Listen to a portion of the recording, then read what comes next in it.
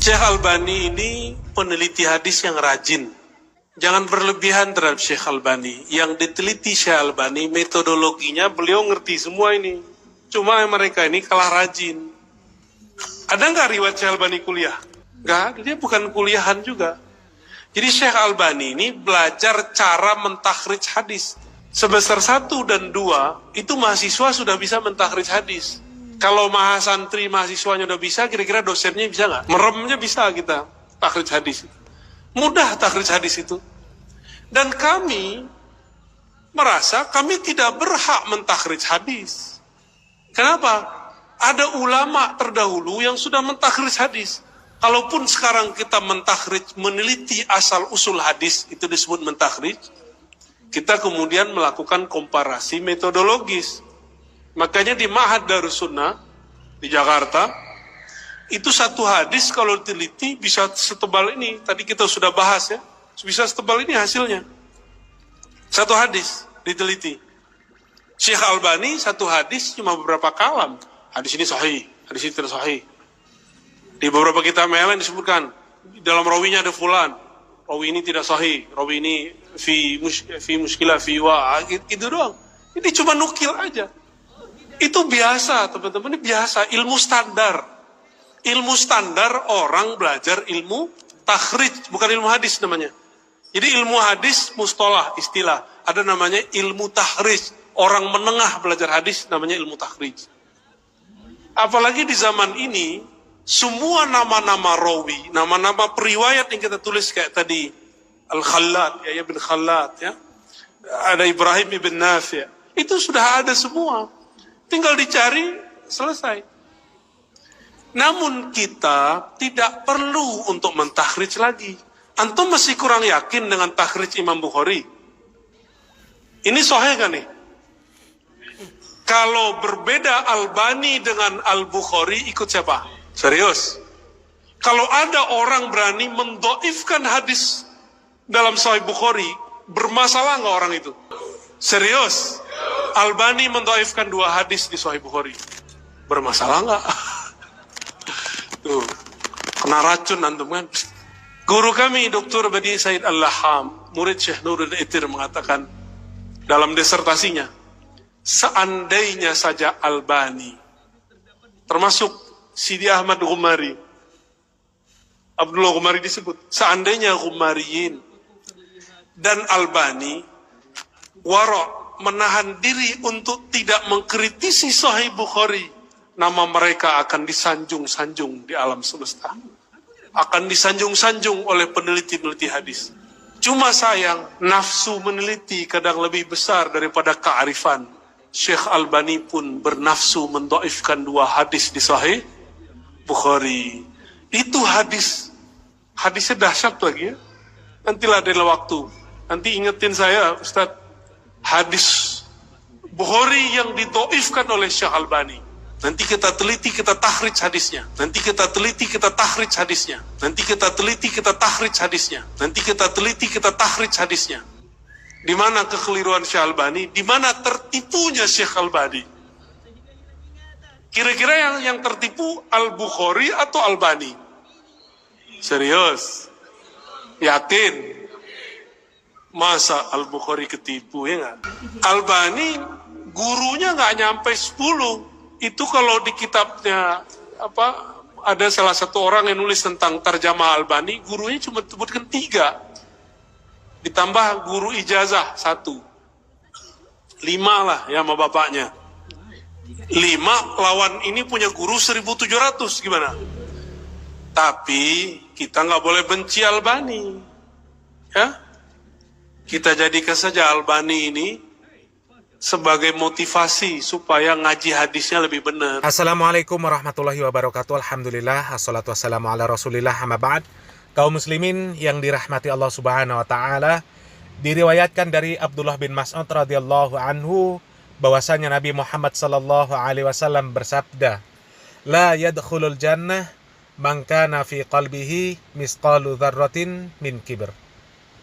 Tidak akan masuk surga seseorang yang di dalam hatinya terdapat kesombongan, meskipun hanya sebesar biji sawi. Qala rajulan, kemudian ada seseorang yang bertanya kepada Rasulullah sallallahu alaihi wasallam, "Innar rajula yuhibbu ayyakuna saubuhu hasanan wa na'luhu hasanatan." Kemudian ada seseorang yang bertanya, bagaimana dengan seseorang yang suka memakai baju dan sandal yang bagus? Maka beliau Rasulullah sallallahu alaihi wasallam menjawab, "Innallaha jamilun yuhibbul jamal." Sesungguhnya Allah Subhanahu wa taala itu maha indah dan menyukai keindahan. Kemudian Rasulullah sallallahu alaihi wasallam menyambung perkataannya tersebut mengatakan, "Al-kibaru batarul haqq wa ghamtun nas." Beliau mengatakan, sesungguhnya sombong itu adalah menolak kebenaran dan meremehkan orang lain. Hadis riwayat Muslim.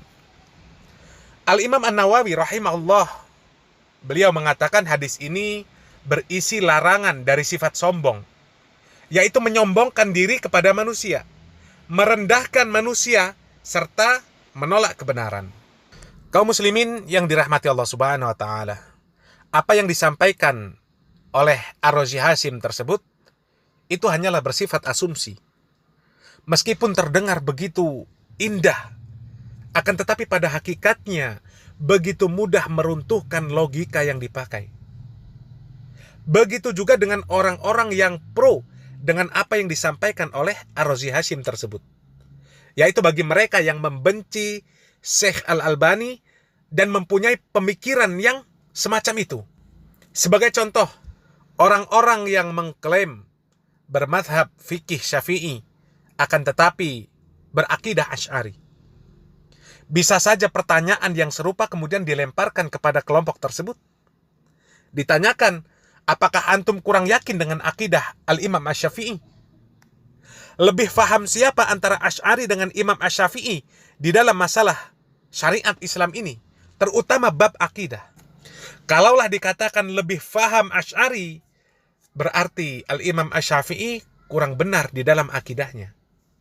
Al-Imam Asy-Syafi'i, beliau riwayatnya jelas. Sejak kecil, sejak masih anak-anak, beliau sudah menghafal Al-Quran. Dan juga hafal dengan kitab Al-Muwatta' Al-Imam Malik. Dan beliau, Al-Imam Asy-Syafi'i, jelas siapa gurunya. Silsilah keilmuannya jelas. Sementara Asy'ari, berapa puluh tahun hidup berpemahaman Mu'tazilah yang sesat, Kullabiyah. Dan siapa guru akidah dari Al-Imam Asy'ari? Beliau berpindah akidah dengan lantaran mimpi. Kemudian ketika terjadi perbedaan antara Asy'ari dengan Asy-Syafi'i, siapa yang benar di dalam pendapat tersebut dan siapa yang akan Anda ikuti? Memang begitulah.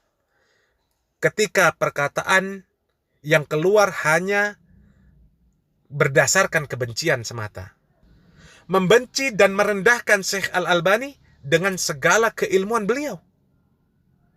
Padahal orang-orang yang mereka menjadi ulama besar, banyak yang mereka mengambil ilmu dari Syekh Al-Albani.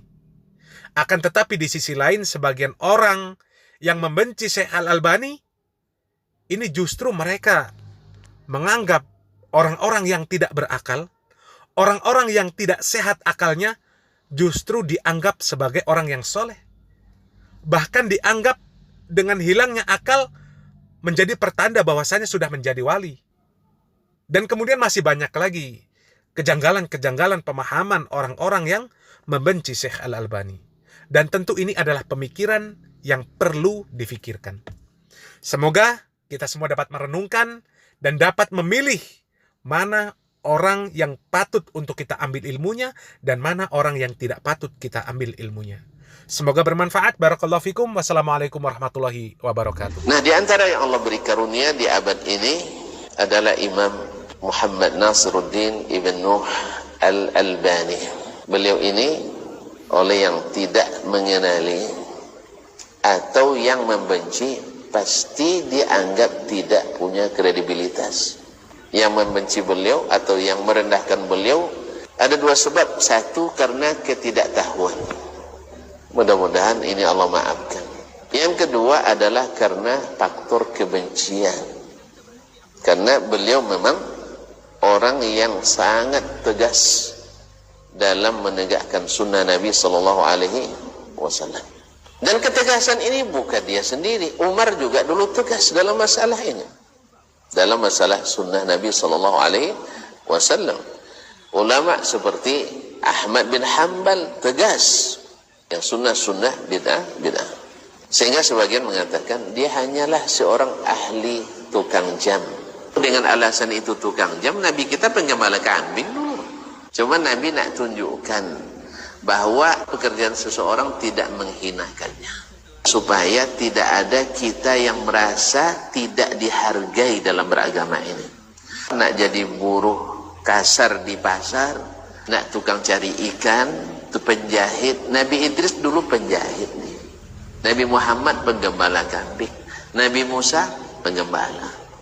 Supaya nanti tidak ada kita yang merasa rendah. Karena Nabi kita yang paling mulia mengerjakan pekerjaan yang paling rendah. Mencemooh orang dengan pekerjaannya ini tidak akhlak orang-orang hebat. Ini akhlak orang-orang rendahan. Imam Ahmad dulu untuk cari penghidupan sampai jadi tukang angkat di pasar. Tapi apakah ada hubungan pekerjaan dengan ilmu? Tidak ada. Makanya hujah yang digunakan oleh sebagian hanya tukang jam. Ini hujah fitnah rendahan. Orang-orang yang tak punya alasan untuk menjatuhkan. Imam Abu Hanifah dulu juga tukang jualan kain di pasar. Saudagar dia. Tapi orang tak pernah merendahkan Abu Hanifah gara-gara jualan kain. Oleh sebab itu, nasihat saya pada diri sendiri, kalau masalah ilmu jangan dikait-kaitkan dengan pekerjaan. Berilmu, tetap berilmu. Allah angkat. Gimana antum mengatakan beliau ada orang tidak berilmu? Tulisannya yang sudah dicetak saja baru 119 buku. Dan di antara bukunya ada yang 16 jilid. Coba tonton, baru nulis skripsi 60 halaman, dah jadi sarjana. Habis itu S2 75 halaman jadi master, 120 halaman jadi doktor. Tiba-tiba antum kritisi sebesar Al-Albani yang kitab Al-Hidayah, kitab Mu'tamad mazhab Al-Hanafi sudah dia tamatkan dengan ayat sendiri. Kalau antum bicara tentang hafalan Qur'annya, dia sejak kecil sudah hafal Qur'an. Murid-muridnya jadi ulama-ulama besar dunia yang mulazamah dengan beliau. Kemanapun perginya jadi ulama besar dunia. Sebutlah misalnya kalau di Maroko ada Abdurrahman Al-Maghrawi. Sekarang baru menyelesaikan fikih berdasarkan sunnah, kalau salah hanya 40 jilid kitabnya. Kalau bisa nulis 40 jilid, sudah doktor teman. Ini baru kita ini, belum lagi kitabnya Fathul Bar fi Tartibi Tamhid bin Abdul Bar, itu sekitar 16 jilid. Ini muridnya. Lihatlah Syekh Ali Hasan Al-Hanabi yang jumlah tulisannya ratusan kitab. Belajar masyhur Hasan Salman, Muhammad Ibrahim Syaqra, dan seterusnya. Ada murid-muridnya yang saya bertemu langsung dengan murid-muridnya adalah orang-orang hebat. Hasil didikan beliau. Lalu antum katakan apalah artinya seorang tukang jam? Nah, ini makanya kaum muslimin dan muslimat. Jadi fitnah itu tak pernah lepas dari orang-orang yang hebat. Tetapi seperti kata penyair, kanatihin sakhratan yawman liyuhinaha falam yadir ghaira qarnihil wa'ilu. Seperti kambing hutan yang nak menanduk gunung yang patah tanduknya sendiri. Bukanlah maksudnya Albani bersih dari kesalahan, tidak. Yang namanya seorang manusia, sealim apapun, bisa saja berbeda dengan ulama yang lain ijtihadnya. Tetapi menjatuhkan seorang alim walaupun tidak setuju dengan kita adalah cara-cara orang yang tidak sehat akalnya, orang-orang tukang fitnah dan syubhat. Dan biasanya seperti kata orang dulu di masa Imam Ahmad, tak ada yang membenci Ahmad bin Hanbal kecuali orang-orang yang ahli ahwa dan ahli bid'ah. Karena beliau imamu ahli sunnah bittifaqil ummah, kecuali orang-orang Mu'tazilah. Demikian juga kita katakan yang banyak membenci Syekh Al-Albani rahimahullah ta'ala adalah orang-orang pelaris bid'ah memang. Orang-orang yang suka TBC, tahyul bid'ah dan khurafat.